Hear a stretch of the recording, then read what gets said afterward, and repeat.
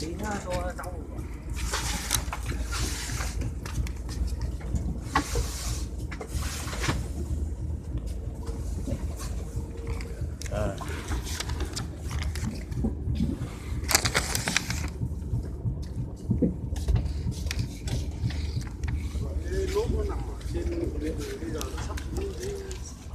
Lên mặt nước.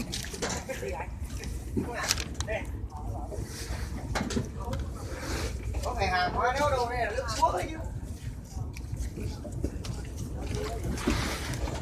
Ở đây không phải là hàng nó đè lên mà đây là nước nó đọng.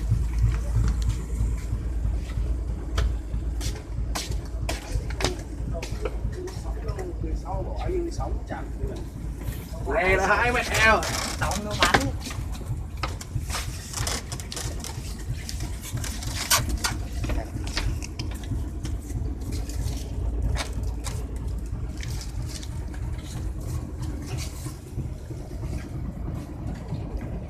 Anh cho 2 bao cái em lên đây nhá.